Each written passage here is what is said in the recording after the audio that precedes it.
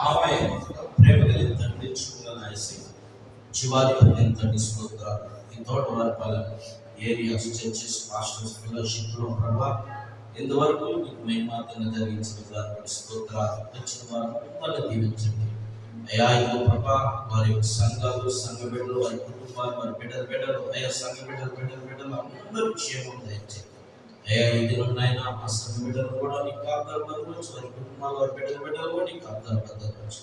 ఆ పరిచర్య సంఘాలన్నిటిని కూడా అభివృద్ధిపరచున్నాయి. నీకు మన సంఘాలు మందిరాలు పెట్టడం కూడా ఇక్కడ చూడమని అయ్యా. నేను ఎక్కడ అడుగు పెడితే అక్కడ నీ కృప, కాపుదల భద్రత, నీ ఆశీర్వాదాలతో బిడ్డలందరూ కూడా ఆశీర్వాదకరంగా మార్చిపెట్టకు నీ కృప దయచేయండి.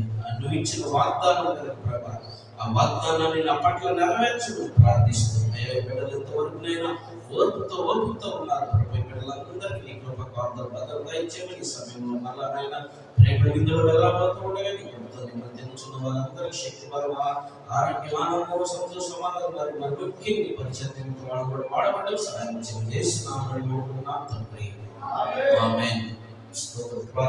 మా తండ్రి నీ నామం పరిశుద్ధపరచును గాక, నీ రాజ్యం వచ్చును గాక, నీ చిత్తం పరలోకములో నెరవేరినట్టు భూమి మీద నెరవేరును గాక.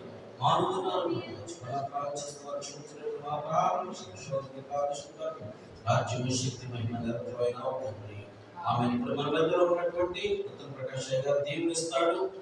సహవాసంలో పెద్దవాడు కనుక వారి యొక్క దేవునితో మనం అందరం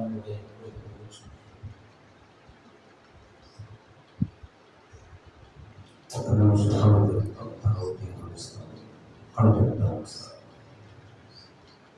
ఈ పరిచర్య మరి చాలా బాగా కడుగుతుంది. ఈ పరిచర్య కోసం నాని కావచ్చు, వాటి కావచ్చు, ఎంతమంది వస్తారు అందులోని చాలామంది ఏం చేస్తున్నారంటే ఎక్కువ ఉండాము, అక్కడ ఉండాము, అబద్ధికులు దేవుని రాజ్యానికి వారసులు కదా. ఒక మాట చెప్తాం మీకు బైబిల్ నుంచి. ఆదికాండ గ్రంథం 22వ అధ్యాయం 3వ వాక్యం మీరు చదివితే, మొదటి వాక్యంలో అబ్రహాం అని పిలిచినప్పుడు చిత్తం ప్రభు అంటాడు. అబ్రహాం ఇదే చూపించాడు. 3వ వాక్యం మీరు గమనిస్తే ఏముంటుందంటే, తెల్లవారినప్పుడు ఆయన లేచి గాడిదకు గంత కట్టి పనివారిని తీసుకొని, అక్కడ కొడుకు కూడా ఉన్నాడు. 120 సంవత్సరాలు అబ్రహాంకి. అప్పుడు 20 సంవత్సరాలు 22 సంవత్సరాలు ఇస్సాకు ఉంటాయి. పక్కన పనివాళ్ళు కూడా ఉన్నారు. పనులు మొత్తం వదిలేశాడు. వదిలేసి అతనే పేళ్ళు బాలేశాడు. బలి కొరకు ఆయన కట్టెలు చీల్చారు ఉంటుంది. కట్టెలు చీల్చి పనివాళ్ళకి చెప్పొచ్చు, అయ్యో నేను అలసటతో ఉన్నాను రా, 120 సంవత్సరాలు మీరు పని చేయమని చెప్పలా. కొడుకు చెప్పొచ్చు, చెప్పలా. కారణం ఏంటి తెలుసా? దేవుని మాట వినేవాడు. దేవుని మాటను వింటే నీకు ఆశీర్వాదం. అలాగే లోతుతో కూడా మాట్లాడాడు. లోతు నువ్వు బయలుదేరి పర్వతానికి వెళ్ళమంటే, అయ్యా అలా కాదు నేను వెళ్ళలేను అన్నాడు. అవిధేయత.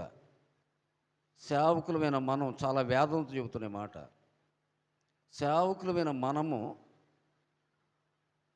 లోతు లోకం మీద నేరాక్షేపణ చేసినవాడు, నేరారోపణ చేసినవాడు, సేవకుడే. కానీ దేవునితో అదే అవిధేయుడిగా ఉన్నాడు. నువ్వు సేవకుడివి, సేవకురాలవి. డబ్బులు ఉండి లేకుండా ఏ సేవకుడైనా ఇంతమంది వస్తారని మరి చేస్తూ ఉంటే ఏసో చెబుతాడు, మావయ్య ఇక్కడ దాకా వచ్చారంట మావయ్య, అక్కడ దాకా వచ్చారంట మావయ్య. అబద్ధాలు చెప్పబాకండి. ఎవరైనా పని ఉందనుకో, అయ్యా నాకు ఈరోజు పని ఉంది, రేపు నేను రాలేకపోతున్నాను అని చెబితే వాళ్ళు తగ్గించుకుంటారు. ఆ ఆహారం నిమిత్తం నువ్వు చెప్పాలి సమాధానం, దేవుడు చెప్పాలి. అది గుర్తుపెట్టుకొని కనుక మనం సాగిపోతే మన బ్రతుకులు బాగుంటాయి. నోవాహు కుటుంబం చెప్పారు, లోతు కుటుంబం పాడైపోయింది అవిధేయత వల్ల. ఆ మాటలను చెప్పను, వాక్యం చెప్పట్లేదు. అబ్రహాం కుటుంబము విధేయత వలన తన పనిని చేయాలి. పెందరకడ లేచి నెల రోజుల ముందు అనౌన్స్ చేస్తున్నాం, అవునా కదయ్యా? నెల రోజుల నుంచి పలానా డేట్ అని చెప్తా ఉంటే మనం సేవకులు వేయండి, సేవకుల యొక్క మాటకు, దేవుని మాటకు విధేయత లేక మనం ఆడికి వెళ్తే, నాతో ఏం మాట్లాడతావు ప్రభువా, పలానా చోట రేపు సేవకుల మీటింగు, నాతో నా కుటుంబంతో మాట్లాడపో అని విధేయతతో నేర్చుకోవడానికి వెళ్ళాలి. మొన్న అబ్రహాం గారు మొన్న అన్నాడు మన తమ్ముడు వాళ్ళ దగ్గర, వాక్యం అయిపోయిన తర్వాత, అన్న ఈ రోజులు ఎక్కడ 100 రూపాయలు బూదిని పెడితే వెళ్తున్నారు కానీ సేవకులు వాక్యం వినటానికి రావట్లేదు. 100 రూపాయలు ఇచ్చి మనం భోంచేసి రావాలంటారా, మనం అక్కడికి వెళ్తే 1000 రూపాయలు ఇస్తారంట.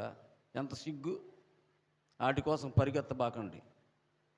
సంఘాలు అన్నీ ఉండాల్సిన అవసరంలా, నువ్వు యథార్థంగా బ్రతికితే చాలు, అప్పుడు ప్రభువు చూస్తాడు. కనుక దయచేసి మీరు బాధపడకుండా, నెక్స్ట్ ఎవరి దగ్గర అనౌన్స్ చేశారు, ఎవరి దగ్గర, మాణిక్యరావు దగ్గర అనుకుంటా, అంతేనయ్యా? ఎవరి దగ్గర? ఇస్రాయల్ నీ దగ్గర? ఎవరి దగ్గర చెప్పింది? నెక్స్ట్ ఎవరు అనౌన్స్ చేస్తారు భోజనం చేసేటప్పుడు, దయచేసి మీరు అందరూ వస్తే మీ కుటుంబాలు బాగుంటాయి.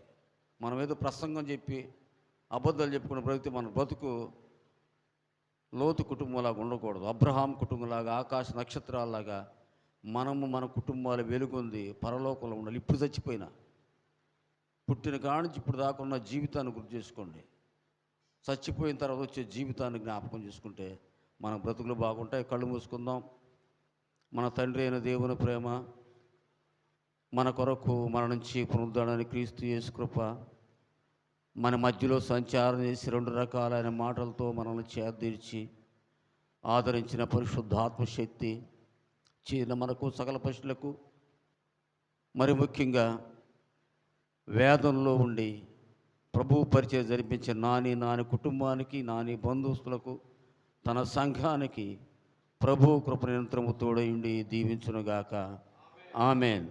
మీ అందరికీ వందనాలు. Praise the lord.